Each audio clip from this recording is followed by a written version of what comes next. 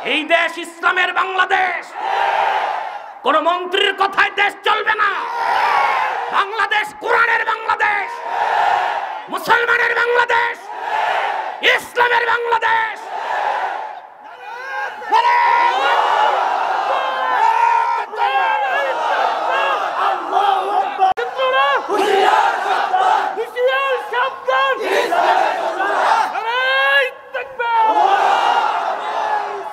তোমাকে সাল্লাল্লাহু আলাইহি ওয়াসাল্লাম তোমাকে এই দুঃসাহস কে দিয়েছে রাষ্ট্রধর্ম ইসলামকে বাদ দিবা বাংলাদেশ থেকে?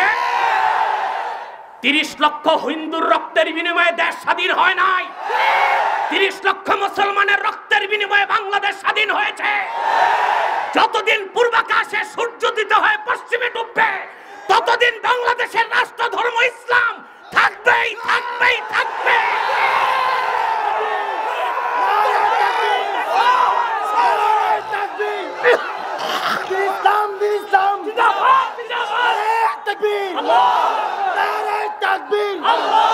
দেশ স্বাধীন করতে যদি 30 লক্ষ মুসলমান রক্ত দিয়ে থাকে, এই দেশে ইসলামকে টিকাতে আরো 30 লক্ষ মুসলমান প্রয়োজনে রক্ত দিবে ইনশাআল্লাহ।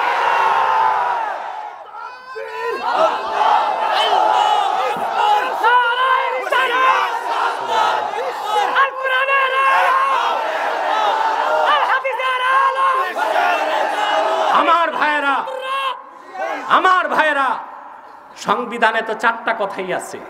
প্রথমই তো গণতন্ত্র। তুমি কি পড়াশোনা করে এত বড় দায়িত্ব পাইছো? ঘোড়ার ঘাস খাইছো?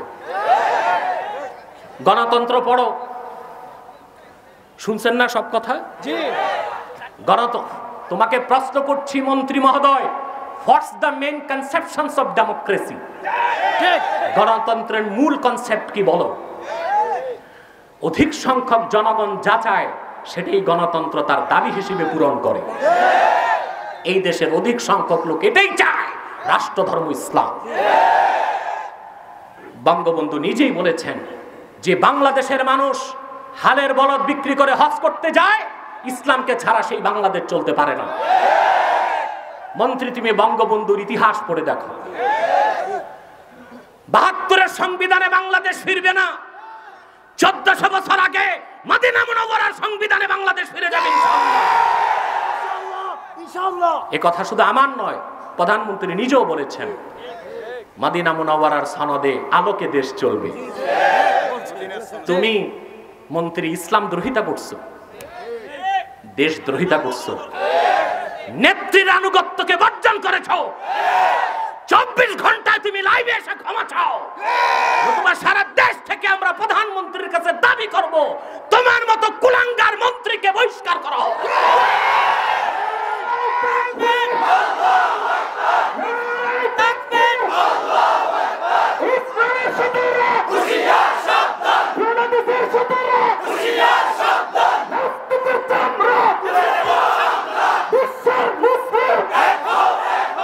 না, নাস্তিকের চামড়া আমরা তুলব না, আমরা সন্ত্রাসী না।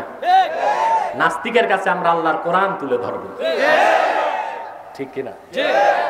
দেখছেন তো বড় বড় নাস্তিক সংশয়বাদী আমার কাছে বসছে। আলহামদুলিল্লাহ, মুহাম্মদ সাল্লাল্লাহু আলাইহি ওয়াসাল্লামের এই গোলামের কাছে তাদের শোচনীয় পরাজয় ঘটেছে। অনেকে অনেকটা ঘুরেও দাঁড়িয়েছে, ঠিক কিনা? অতএব আমরা নাস্তিকদের চামড়া কেন উঠাবো? তো ভয় তো ওরা পালাই যাবে।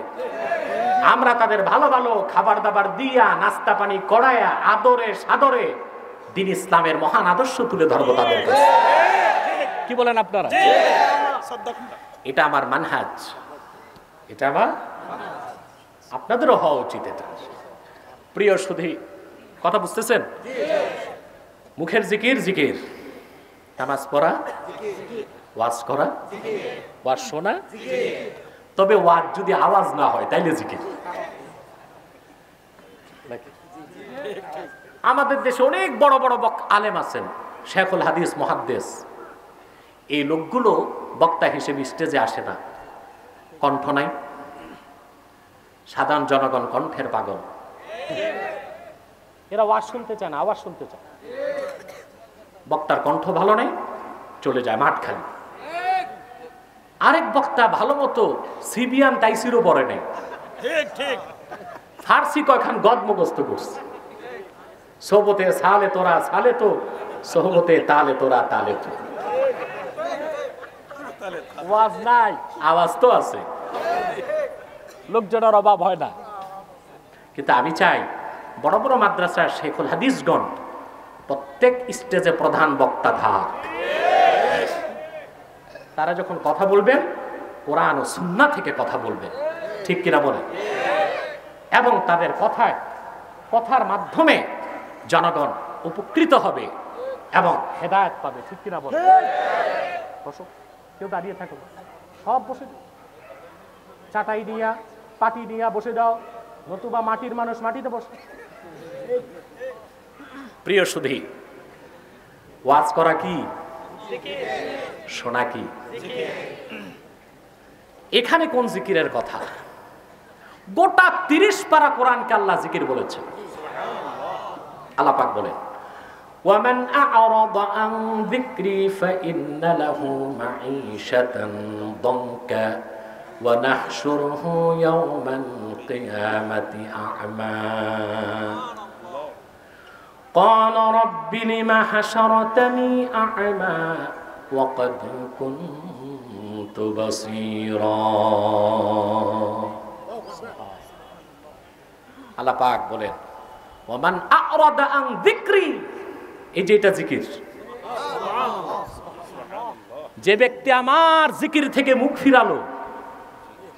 জিকির কোনটা? কোরআনকে আল্লাহ কি বলছেন? জিকর।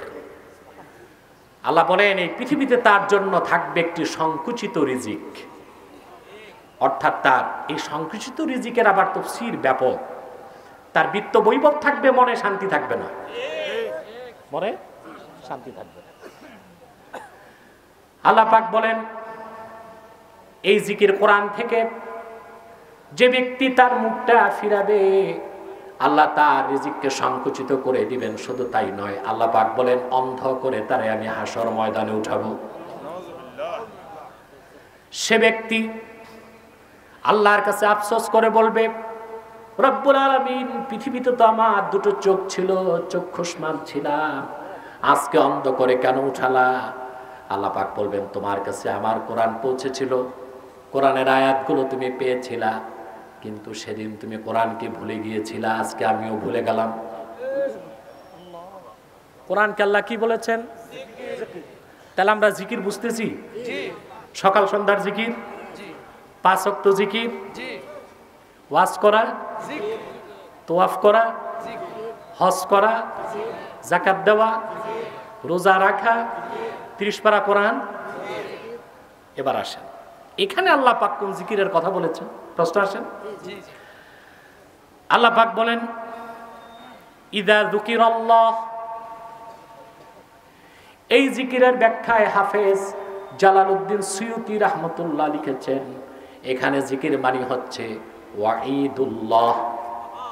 আল্লাহ যত ধমক দিয়েছেন সেই ধমককে আল্লাহ জিকির বলেছেন। ইবনে কাসির তাফসীর লিখেছেন আহকামুল্লাহ। আল্লাহ আল্লাহর পক্ষ থেকে যত বিধান দিয়েছেন, সুবহানাল্লাহ, এই সব বিধান হচ্ছে জিকির। চুরি করলে হাত কাটা, জেনা করলে পাথর বর্ষণ, ঠিক কিনা? শরাব খেলে 80 দোররা, মানুষ হত্যা করলে হত্যার বদলে, এটা হচ্ছে আল্লাহর আইন। এটাকে বলা হয় আহকামে শারঈয়্যা। আহকামে এই সমস্ত শরীয়তের বিধিবিধান বা কোরআনের আইনকে আল্লাহর জিকির বলা হয়েছে। এই জিকির আছে আমাদের মধ্যে? কথা বলে না। বরং এই জিকিরের কথা বললে বলা হয় আমরা মৌলবাদী। কি বলা হয়? মৌলবাদী না, আমরা আল্লাহ ও তার রাসূলের দেওয়া প্রত্যেকটি আইনকে, বিধানকে ইবাদত হিসেবে গ্রহণ করেছি। আল্লাহ তার রাসূলের আইন আমাদের সমাজ ও রাষ্ট্রে নাই বলেই তো পৃথিবীর কোথাও ন্যায় বিচার না। আমাদের এক বিচারপতি দুঃখ করে বললেন গত সপ্তাহে, বিচারের বাণী নিভৃতে কাঁদে। আমি বলি না, এখন বিচারের বাণী আদালতের বারান্দাতেই কাঁদে, সবাইরে দেখায় দেখেই কাঁদে, ঠিক কিনা? আগে গোপনে কাটতো, এখন বলা হয় আইনের শাসনের কথা। মুসলমান মনে রেখো, সেকুলারিজম, কমিউনিজম, ন্যাশনালিজম, সোশ্যালিজমের দ্বারা পৃথিবীতে আইনের শাসন কায়েম হতে পারে না। আইনের শাসন কায়েম করার একমাত্র গ্যারান্টি দিয়েছে 30 পারা কোরআন।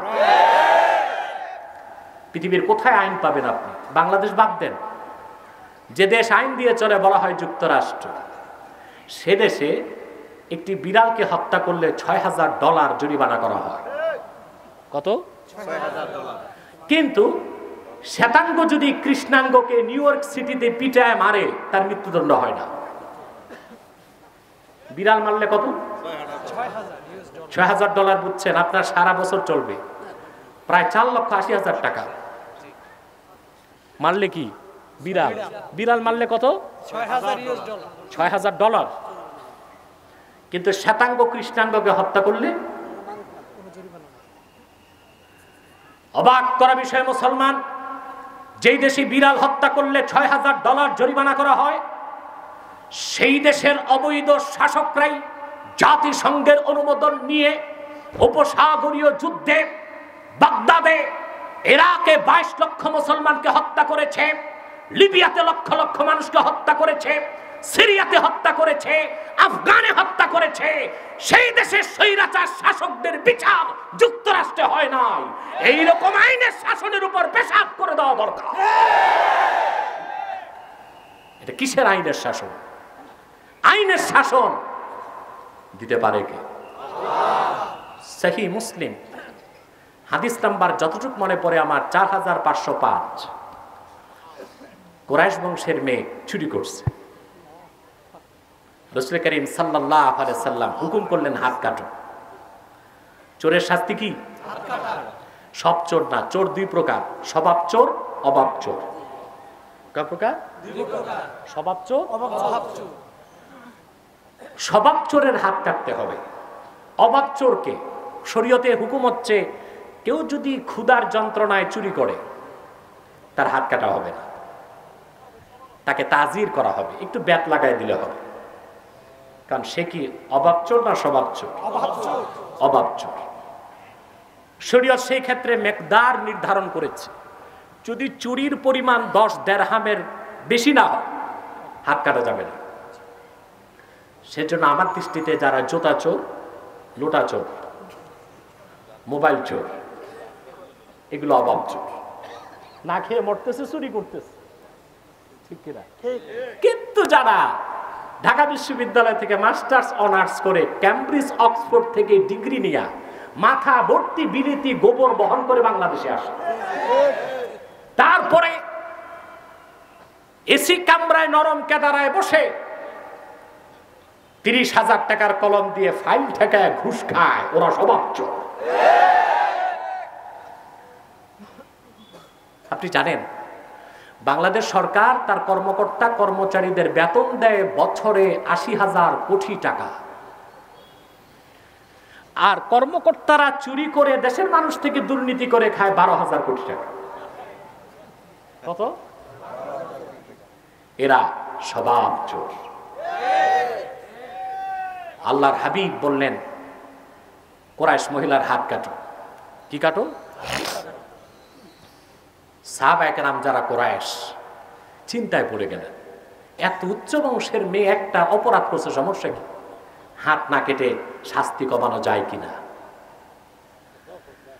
সুপারিশ করার সাহস তো কারো নাই। আল্লাহ রাসূল সাল্লাল্লাহু আলাইহি সাল্লাম আদর করতেন হযরত যায়েদের ছেলে ওসামাকে, বাচ্চা মানুষ। সাহাবায়ে কেরাম ওসামাকে বলেন, ওসামা তুমি যে রাসূলুল্লাহর কাছে বলো কুরাইশ বংশের উচ্চ বংশের মেয়ে তার হাত না কেটে পারা যায় কিনা। সুপারিশ শুনে আল্লাহ রাসূল বুঝলেন এটা বাচ্চা সুপারিশ না, এটা বড়দের সুপারিশ। সহিহ মুসলিম 4505 নম্বর হাদিস। আল্লাহর হাবিব মসজিদ নববীর মিম্বরে বসে ছোট্ট একটা খুতবা দিলেন।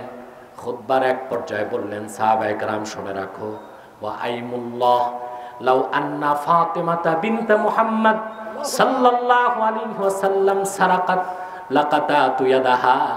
আল্লাহর কসম, আজকে যদি আমার মেয়ে ফাতেমাও চুরি করত, আল্লাহর কসম আমি নিজে তার হাত কেটে দিতাম।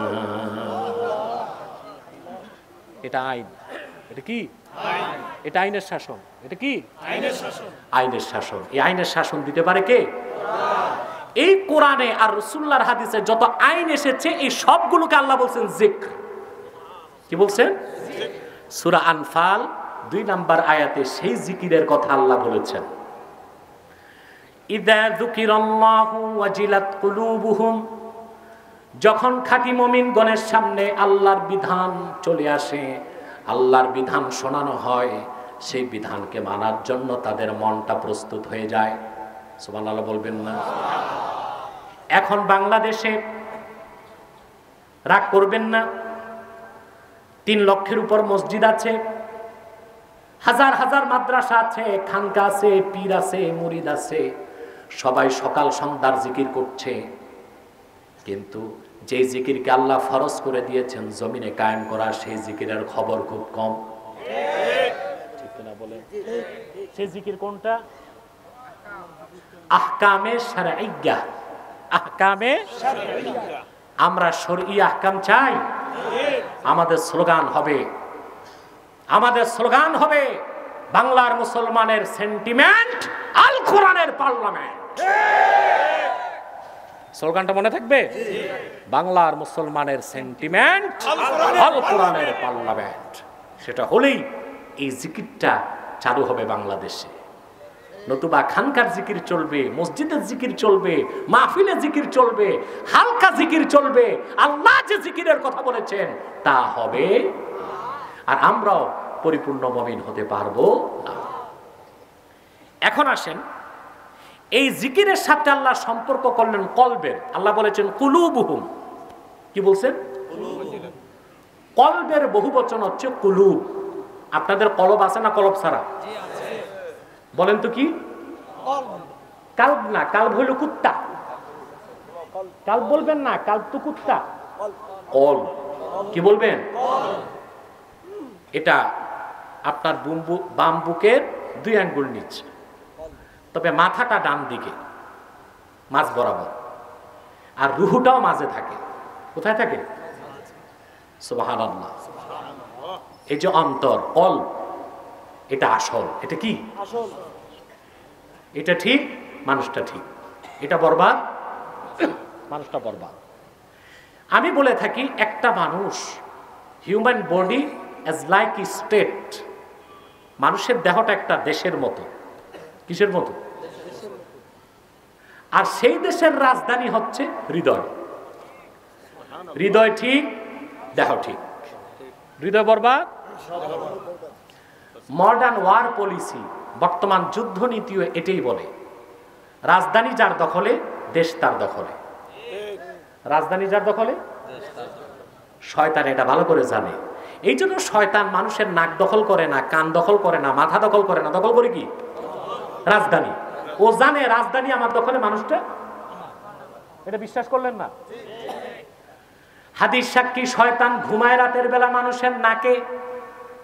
আপনাদের নাক হচ্ছে শয়তানের বেডরুম। ফজরের সময় যখন ওযুতে নাকে পানি দেন, শয়তান পালায় যায়। কিন্তু যেই অধম ফজর নামাজটা বাদ দিয়ে দেয়, শয়তান আরাম করে ঘুমায়। সূর্য ওঠার পর শয়তান আর ঘুমায় না, তার সময়ের মূল্য আছে।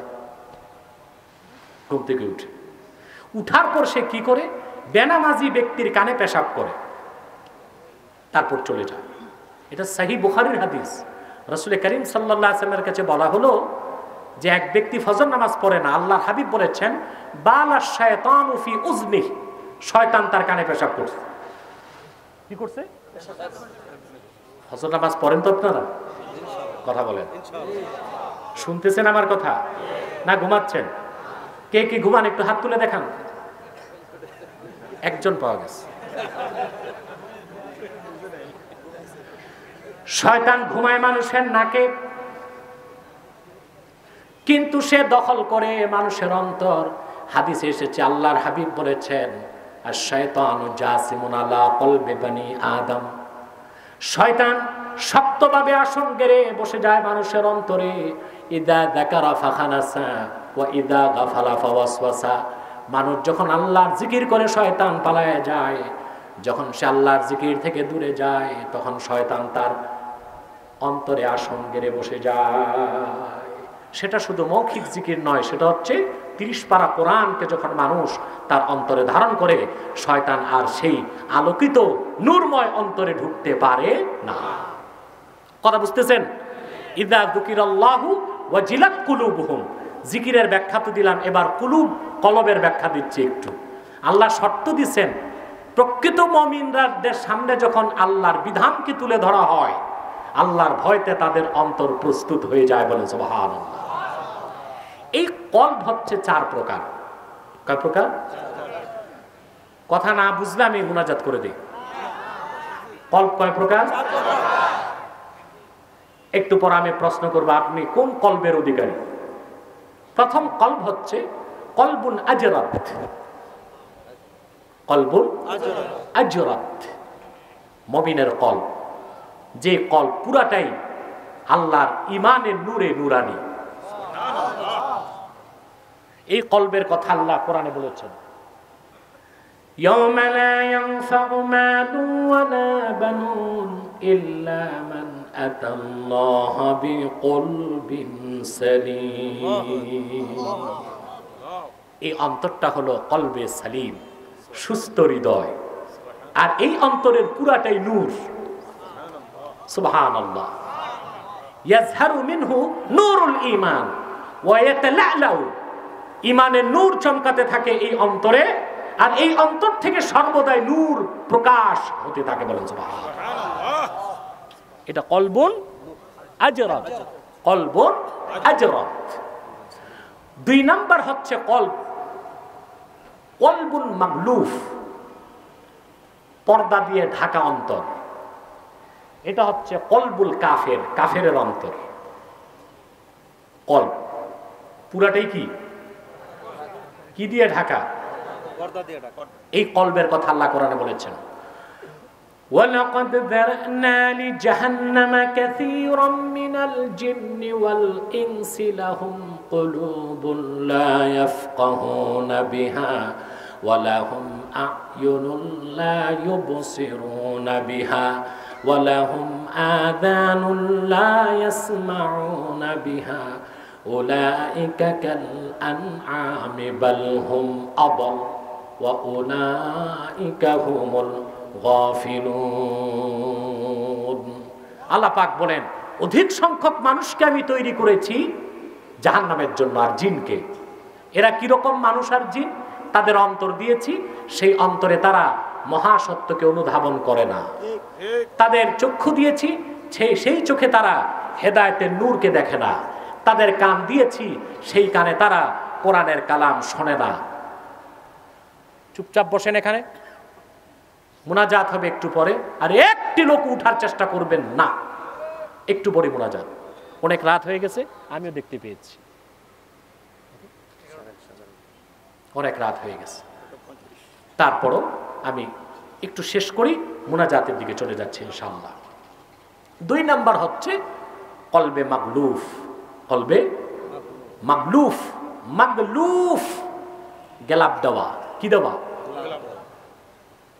নূরকে দেখতে পায় না, সত্যকে অনুধাবন করতে পারে না, কোরআনের কথা ভালো লাগে না, হাদিস ভালো লাগে না, ইসলাম ভালো লাগে না, ভালো লাগে পাশ্চাত্যের গোলামি করতে। 3 নাম্বার হচ্ছে কলবুন মানকুস। এটা হচ্ছে মুনাফিকের কলব। এটা কার? মুনাফিকের কলব। মুনাফিক বুঝেন? নাফাক থেকে নেফাক, নেফাক থেকে মুনাফিক। আরবিতে নাফাক বলে সুরং পথকে, যার একদিক দিয়ে পানি ঢুকে আরেক দিক দিয়ে বের হয়, এটাকে আরবিতে কি বলে? নাফাক। মুনাফিক একদিক দিয়ে ইসলামে ঢুকে আরেক দিক দিয়ে বের হয়ে যায়। দেখেন না, এদেরকে ঈদগাহেও পাওয়া যায়, আবার পূজা মণ্ডপেও পাওয়া যায়। একদিক দিয়ে ইসলামে ঢুকে আরেক দিক দিয়ে, এটা কি? মুনাফিক। 4 নাম্বার হচ্ছে কলবুন মুসাফফাহ। আমাদের অধিক সংখ্যক মুসলমানের এই 4র্থ প্রকার কলব। এটা কি? ফিহে ঈমানু ওয়া নিফাক, এই অন্তরে ঈমানও আছে, কিছু মুনাফিকিও আছে। মাসালুল ঈমান কামাসালিল বাকলা ইয়ামুদ্দুহাল মাউত তাইয়্যিব, এই অন্তরের ঈমানটা হচ্ছে সবুজ শাক সবজির মতো, পানি পেলেই বড় হয়। আর এই অন্তরে যে মুনাফিকিটা, ওইটা কামাসালিল কুরহা ইয়ামুদ্দুহাল কাইহু, সেটা হলো ঘা, আহত ক্ষত স্থানের মতো, যেখানে পুষ থাকে, দূষিত রক্ত ওই পুষকে বাড়াইতে থাকে, ঘা বাড়তে থাকে। এই চতুর্থ প্রকার কলব হচ্ছে বাংলাদেশের অধিকাংশ মুসলমানের। সেই জন্য ওয়াজ মাহফিলও ভালো লাগে, আবার ডিজে পার্টিও ভালো লাগে, ঠিক কিনা বলেন? ওয়াজ মাহফিলও ডিজে পার্টি ভালো লাগে। কোরআন হাদিস মানে, দাড়ি টুপি জুব্বা কুর্তা ঠিকই আছে ইমানের কারণে, কিন্তু ইসলামী শরিয়া, ইসলামী আইন, ইসলামী রাষ্ট্র মানতে মন চায় না, ওই যে মুনাফিকি আছে, টানটা একটু পশ্চিমাদের প্রতিও আছে, ঠিক কিনা? তাহলে কল্প কয় প্রকার? আমাদের দরকার কোনটা? প্রথমটা, কলবুন আজরাত, যে কলবের পুরাটাই ইমানের নূরে ভরপুর। আল্লাহ পাক সেই কলবের কথা বলেছেন, ইযা যুকিরাল্লাহু ওয়াজিলাত কুলুবুহুম, খাঁটি মুমিন তো তারাই, আল্লাহর জিকির, আল্লাহর বিধান, আল্লাহর হুকুম যখন তাদের সামনে তুলে ধরা হয়, তাদের অন্তরটা আল্লাহর সামনে নত হয়ে যায়, আল্লাহর বিধানকে মেনে নেয়। ওয়া ইযা তুলিয়াত আলাইহিম আয়াতুহু যাদাতহুম ঈমানা, আর কোরআনের সংস্পর্শে যত বেশি তারা আসে, তাদের ইয়াকিনটা বাড়তেই থাকে। এতটুকু বুঝছেন? কথা বলে না, শেষ কথাটা বলে দেই, ওয়া আলা রাব্বিহিম ইয়াতাওয়াক্কালুন, খাঁটি মুমিনগণ সর্বাবস্থায় তাওয়াক্কুল করে আল্লাহর উপর। কার উপর? জোরে বলেন, কার উপর? আমরা কার উপর ভরসা করি? যতক্ষণ পর্যন্ত নিরঙ্কুশ ভাবে আমার আল্লাহর উপর তাওয়াক্কুল না করবেন, ততদিন পর্যন্ত সাহায্য আসবে না। পৃথিবীর ইতিহাস তো তা সাক্ষী দেয়। 1921 সালে খেলাফতে ওসমানিয়ার অবসান ঘটল। 100 বছর হয়ে গেছে। কত সালে? 1921 সালে দুনিয়ার সমস্ত শয়তান তাগুত কাফেররা একত্রিত হয়ে ব্রিটেনের নেতৃত্বে খেলাফতে ওসমানিয়াকে দুনিয়া থেকে বিদায় করল। 100 বছরে মুসলমান খেলাফত কায়েম করতে পারে নাই। কেন পারে নাই? মুসলমান কোরআনের দিকে ফিরে নাই, আল্লাহর উপর তাওয়াক্কুল করে নাই। ইতিহাস সাক্ষী দেয়, খেলাফত অবসানের পরে জামালউদ্দিন আফগানি আবিষ্কার করলো প্যান ইসলামিজম, খেলাফত না, ইসলামী রাষ্ট্রের ঐক্য। মিশরে জামাল আব্দুল নাসের, আনোয়ার সাদাত, তারা কায়েম করলো সেকুলারিজমকে। তুরস্কে মুস্তাফা কামাল পাশা আতাতুর্ক, আমি বলি সে তুরস্কের জন্য আশীর্বাদ নয়, অভিশাপ ছিল। সে সেখানে কায়েম করলো ন্যাশনালিজমকে। 57টি মুসলিম রাষ্ট্রের 2-1টি ছাড়া সবাই গ্রহণ করলো মানব রচিত তন্ত্র মন্ত্রকে। আল্লাহর উপর ভরসা করলো না, ভরসা করলো জাতিসংঘের উপর। ঠিক কিনা? ঘুরে দাঁড়ালো তারা সেকুলারিজম, ন্যাশনালিজম, কমিউনিজম, সোশ্যালিজমের দিকে। আল্লাহর সাহায্য আসে নাই। যখনই 100 বছর পরে একদল মুসলমান আবার আল্লাহর খেলাফত কায়েমের জন্য ঘুরে দাঁড়ালো, মধ্য এশিয়াতে আল্লাহর আকাশ থেকে সাহায্য চলে আসে। ঠিক কিনা বলে? তাওয়াক্কুল কার উপর করবেন? বুক ভরা শ্বাস নিয়ে বলেন, তাওয়াক্কুল কার উপর হবে? যতক্ষণ পর্যন্ত আল্লাহর উপর পূর্ণ মাত্রায় ভরসা না হবে আপনার, আল্লাহর সাহায্য আসবে না, আপনি মুমিন হবেন না। সেজন্যই আল্লাহ পাক বলেছেন, ইন তানসুরুল্লাহ ইয়ানসুরকুম ওয়া ইউসাব্বিত আকদামাহুম, যদি তোমরা আল্লাহকে সাহায্য করো অবশ্যই আল্লাহ তোমাদের সাহায্য করবেন। অন্যত্র আল্লাহ বলেছেন, ওয়া কানা হাক্কান আলাইনা নাসরুল মুমিনিন। মুহাম্মদ সাল্লাল্লাহু আলাইহি সাল্লামের মুমিন উম্মতকে সাহায্য করা এটা আল্লাহ নিজের উপর ওয়াজিব করছেন। তাহলে আমরা যদি আল্লাহ সাহায্য চাই, আল্লাহর নুসরত চাই, আসমানের সব দরজা খুলে বারাকাত, কারামাত, হাসানাত, সাকানাত নাজিল হোক আমাদের দেশে, যদি তা চাই আমাদের কি হতে হবে? মুমিন।